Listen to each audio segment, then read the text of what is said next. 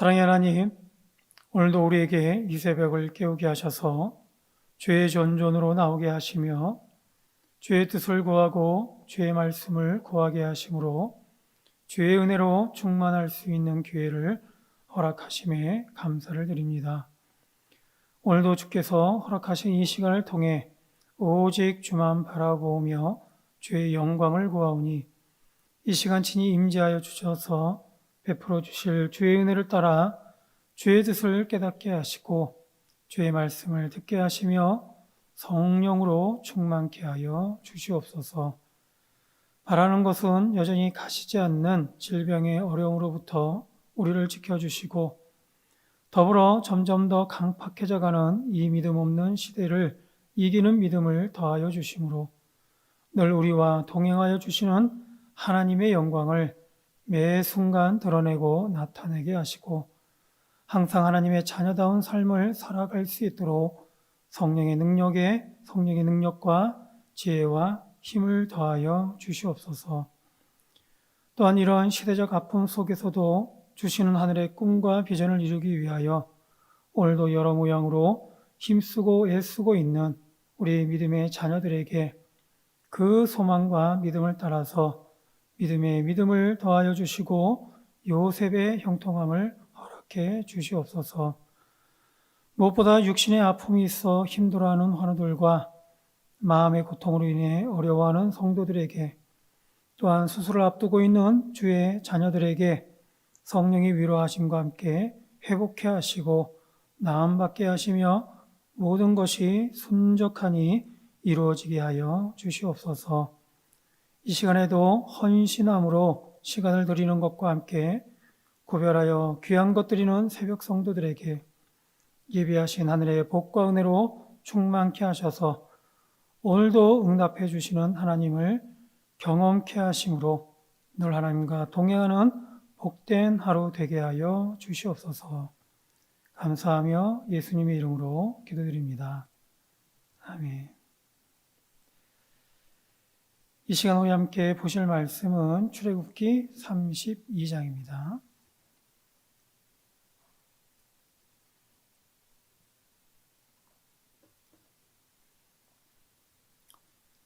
출애굽기 32장 15절에서 24절까지 말씀을 함께 보겠습니다. 출애굽기 32장 15절에서 24절까지 말씀입니다. 제가 한 절 여러분들 한 절 교독합니다. 모세가 돌이켜 산에서 내려오는데 두 증거판이 그의 손에 있고 그 판의 양면 이쪽 저쪽에 글자가 있으니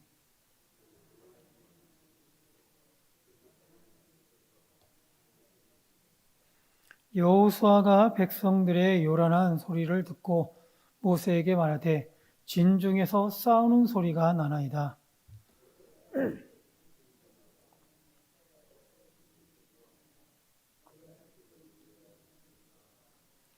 진에 가까이 이르러 그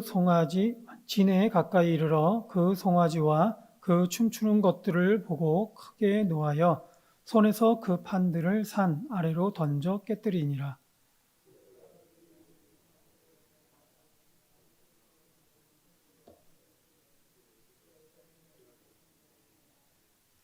모세가 아론에게 이르되 이 백성이 당신에게 어떻게 하였기에 당신이 그들을 큰 죄에 빠지게 하였느냐.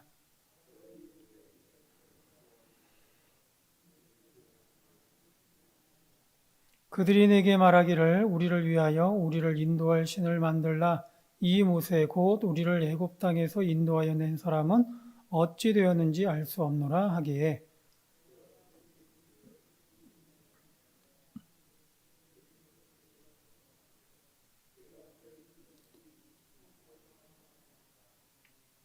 아멘. 어제 시내산 위에서 하나님께서는 모세에게 증거판 둘을 만들어 주었습니다. 그런데 이스라엘 진영에서 부패한 백성들을 하나님께서 보시고 모세에게 내려가라고 합니다. 그러면서 하나님께서 10절에 보면 그런즉 내가 하는 대로 두라. 내가 그들에게 진노하여 그들을 진멸하고 너를 큰 나라가 되게 하리라 라고 말씀을 하고 있습니다. 이때 모세는 하나님께 간구합니다. 자신이 없는 틈을 타 백성들이 아론과 함께 금송아지를 만들어서 예배하고 제물을 드렸다는 사실이 너무 당황스러웠지만 그렇다고 이대로 하나님의 진노가 이스라엘 백성들을 진멸시키게 둘 수는 없었던 것이죠. 그래서 모세는 간구합니다. 11절에 보면 여호와여 어찌하여 그 큰 권능과 강한 손으로 애굽 땅에서 인도하여 내신 주의 백성에게 진노하시나이까. 여기서 우리는 모세가 중보자로서 어떤 역할을 담당했는지 알 수가 있습니다. 처음 하나님께서 모세에게 이스라엘의 부패상을 말씀하실 때 하나님께서는 이스라엘 백성들을 가리켜서 모세에게 내 백성이다. 내가 애굽 땅에서 인도하여 낸 내 백성이 부패하였다라고 말씀했습니다. 근데 여기에 대해서 모세는 이스라엘 백성들을 위해 간구하는 그 내용을 보게 되면 계속해서 주의 백성이다라고 올려드리고 있습니다. 다시 말하면 하나님께서 이스라엘 백성들을 내 백성이다, 너의 백성이다라고 하시면서 밀어냈다고 한다면 모세는 계속해서 하나님 앞에 주의 백성이다라고 해서 올려드리고 있는 것이죠. 바로 이것이 바로 중보자 된 역할인 것이죠. 주의 백성으로 하나님께 올려드리는 그런 모세의 모습을 볼 수가 있습니다. 또한 모세가 하나님께 간구하는 내용을 보면 얼마나 모세가 하나님의 말씀을 따라서 지혜롭게 구했는지도 또한 알 수가 있는데 크게 두 가지 이유로 이스라엘 백성들을 진멸하지 말 것을 구하고 있습니다. 첫째는 하나님께서 출애굽시키신 백성이다라는 이유입니다. 하나님께서 출애굽시키시고 그렇게 이끌어 나온 백성인데 바로 하나님께서 끝까지 책임져 주셔야 한다라는 그런 의미인 것이죠. 근데 만약에 그렇지 않다면 애굽 사람들이 여호와가 자기 백성을 산에서 죽이고 지면에서 진멸하려는 악한 의도로 인도해 냈다고 그렇게 조롱할 것이 아니겠습니까? 라고도 그 이유를 또한 그 근거를 대고 있습니다.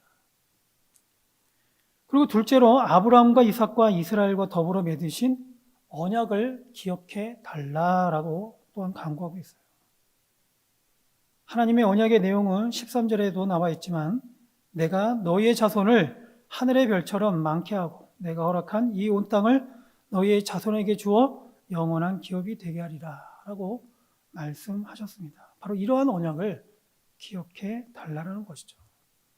따라서 신실하신 하나님께서 이제 와서 바로 이러한 하나님께서 언약하신 그 언약을 파기해서는 안 된다라는 것이죠. 그러자 놀랍게도 14절에 보면 여호와께서 뜻을 돌이키사 말씀하신 화를 그 백성에게 내리지 아니하였다라고 말씀하고 있습니다. 이처럼 중보자로서 모세가 하나님 앞에 간구했을 때 그 간구의 소리를 들으시고 하나님께서는 그 뜻을 돌이키신 것이죠. 그런데 오늘 모세는 증거판을 들고 산에서 내려와서는 하나님으로부터 듣기만 했던 그런 이스라엘 백성들의 부패한 모습을 실제로 목격하게 됩니다. 저 멀리 부패한 이스라엘 백성들에게서 들리는 소리가 싸우는 소리 같다고 여호수아가 보고하자 모세는 아니라 노래하는 소리다라고 하면서 가까이 가게 되었고 가까이 이르러서 이스라엘 백성들이 금송아지 앞에서 춤추고 있는 모습을 보자 모세는 크게 노하게 되었고 손에 들고 있는 증거판을 산 아래로 던져서 깨뜨려 버렸습니다. 산 위에서는 하나님으로부터 부패한 백성들의 실상을 들었을 때에는 진멸하겠다는 하나님께 뜻을 돌이켜달라고 간구했던 모세입니다. 그런데 지금 모세는 어떻습니까? 크게 노하면서 손에 들고 있던 하나님께서 주신 그런 소중한 증거판까지도 산 아래로 던져서 깨뜨려 버릴 정도로 모세는 매우 크게 흥분해 있는 상태처럼 보입니다. 왜 이렇게 모세가 화를 내겠는가? 여기에 우리는 약간의 의구심을 갖게 됩니다. 왜 이렇게 할까? 진노하던 하나님 앞에서는 백성들에 대한 뜻을 돌이켜달라고 강구했던 그런 모세인데, 그래서 이미 백성들의 부패상을 어떤지, 부패상이 어떤지 알고 있었는데, 왜 지금 모세는 이렇게 화를 내면서 마치 처음 알았던 것처럼 하나님의 돌판을 깨트리면서까지 이렇게 화를 내고 있는가라는 것입니다. 그냥 모세의 이 모습만 보게 되면 인간적으로 봤을 때는 이해가 됩니다. 얼마나 화가 났으면 이렇게까지 했겠는가라는 것으로 충분히 이해할 수가 있는 것이죠. 그런데 이미 하나님으로부터 들었던 사실이고 또한 진멸하시겠다라는 하나님의 뜻을 돌이켰던 그러한 모세라면 굳이 손에 있던 돌판마저 깨트리면서까지 이렇게 화를 낼 필요가 있었을까 하는 그런 생각이 드는 것입니다.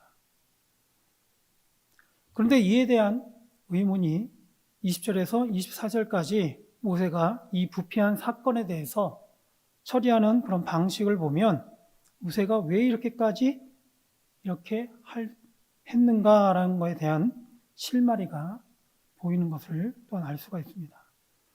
모세는 흥분한 상태로 돌판을 깨트리면서 화를 냈지만 이 이후로 부패한 이 사건을 처리하는 방식을 보면 매우 거침이 없어요.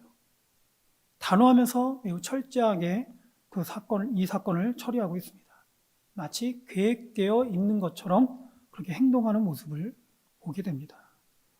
우선 20절에 보면 모세는 백성에게 자신들의 죄에 대한 반성을 촉구하듯이 그 방편으로 송아지를 가져다가 불살라 부수어 가루를 만들어 물에 뿌려서 이스라엘 자손들에게 마시게 했습니다.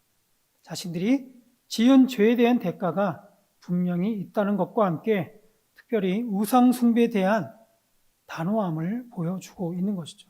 그래서 금송아지를 부수어서 가루를 내어서 물에 타서 그것을 온 이스라엘 백성들이 먹게 한 것이죠. 다음으로 모세가 없었을 때 책임졌던 아론을 추궁하고 있습니다. 21절에 보면 이 백성이 당신에게 어떻게 하였기에 당신이 그들을 큰 죄에 빠지게 하였느냐. 오히려 아론에게 왜 이렇게 큰 죄에 빠지게 했느냐라고 추궁하고 있습니다. 모세의 이 추궁에서 보면 바로 아론에게 분명하게 큰 책임이 있다는 것을 전제로 하고 있다는 것을 보게 됩니다. 백성들이 아무리 죄 가운데로 간다고 하더라도 책임자였던 아론이 충분히 막아낼 수 있다라는 것이죠. 그런데 이에 대한 아론의 변명을 들어보면 아론이 책임자로서 얼마나 허망했으며 책임감 없이 직무유기했는지를 알 수가 있어요. 아론은 변명합니다. 이 백성이 악함을 당신도 알지 않느냐. 그렇게 모세에게 항의하면서 이런 백성들이 위협하는데 나 혼자서 어떻게 할 수 없었다라는 그런 의미로 그렇게 모세에게 항변하는 것이죠. 그런데 아론의 이 변명이 그렇게 마음에 크게 와닿지 않습니다. 왜냐하면 금송아지를 만들게 된 그 상황을 설명하는 아론의 변명을 보면 너무나 무책임한 마음이 보이기 때문인 것이죠.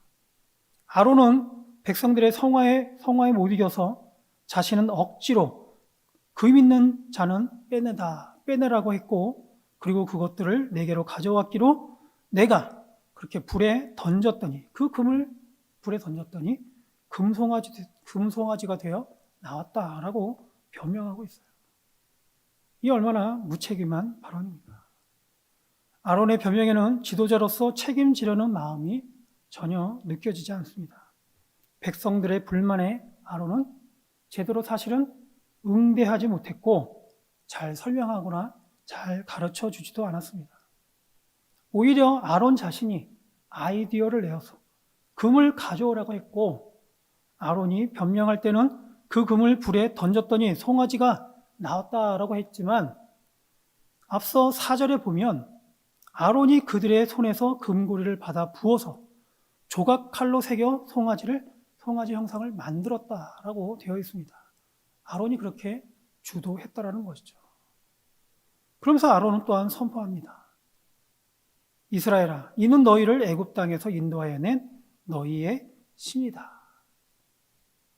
이처럼 아론은 백성들의 요구에 대해서 별다른 중재를 시도하지 않았고, 오히려 백성들의 부패함에 더욱 일조해서는 자신의 생각대로 금송아지를 백성들에게 만들어 냈던 것입니다.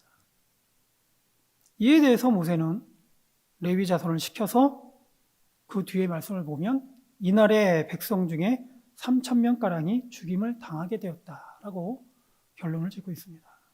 이것이 아론에게 직접적인 책임을 묻지 않은 것처럼 보일 수 있지만 사실은 아론에게 이 3,000명에 대한 생명의 값을 지었다라고 볼 수가 있습니다.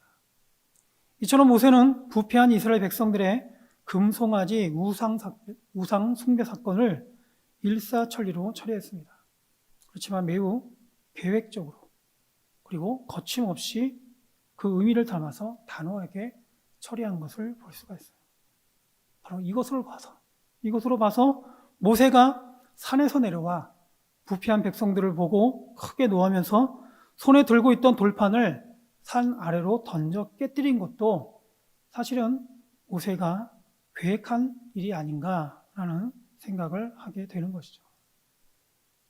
모세가 크게 노한 이유는 하나님의 마음을 대신해서 백성들에게 그런 하나님의 마음을 전한 것이죠. 자신들이 행한 그런 부패함이 얼마나 큰 죄가 되는지를. 그래서 모세는 그런 크게 화를 내므로써 그 노를 통해서 바로 하나님의 마음을 전하고 있는 것입니다.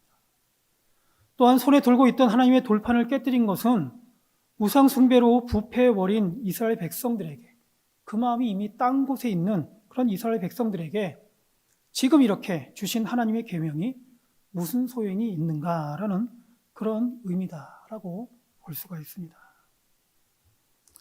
따라서 하나님께서 오늘 모세를 통해 부패한 이스라엘 백성들에게 말씀하신 것과 같이 사실 오늘 우리에게도 뜻하지 않은 하나님의 사람을 통해서 우리의 죄에 대해서 경고하실 수 있음을 또한 우리는 알아야 할 것입니다. 오늘날 우리에게도 똑같이 하나님께서는 알 수 없는 그런 시간에 알 수 없는 사람이지만 그런 하나님의 사람을 통해서 우리의 죄에 대해서 경고하실 수 있다는 것이죠. 또한 하나님의 사람들의 그런 행동을 통해서 하나님께서는 우리에게 경고하거나 하나님의 진노를 표할 수도 있습니다. 모세가 돌판을 깨뜨려 하나님의 계명이 우리에게 무슨 소용이 있겠는가라고 행동으로 보여주었던 것처럼 그렇게 오늘날 우리에게도 그렇게 행동으로 보여주는 그런 모습을 볼 수가 있다는 것이죠. 따라서 오늘 저와 여러분들은 항상 우리에게 말씀하시는 하나님을 잊지 않는 가운데 여러 모양으로 우리에게 경고하시거나 교훈하시는 하나님의 음성을 들을 수 있어야겠습니다. 이런 의미에서 오늘도 우리 기도 가운데 역사하시는 하나님을 경험하거나 응답하시는 하나님의 음성을 들을 수 있는 저와 여러분이 될 수 있기를 주의 이름으로 축원드립니다. 기도하겠습니다. 고마우신 하나님, 오늘도 우리에게 말씀을 통해 깨닫게 하시니 감사드립니다. 주신 말씀과 같이 항상 말씀하시는 하나님의 뜻을 깨닫게 하시고 특별히 우리 죄에 대한 하나님의 경고에 민감하게 반응함으로 해결케 하여 주시옵소서. 그래서 오늘도 주님과 늘 동행하는 가운데 하나님께서 오늘도 우리에게 베풀어 주시고자 하시는 하나님의 복된 길로 인도하여 주시옵시고 늘 하나님의 형통함으로 함께하여 주시옵소서. 감사하며 예수님의 이름으로 기도드립니다. 아멘.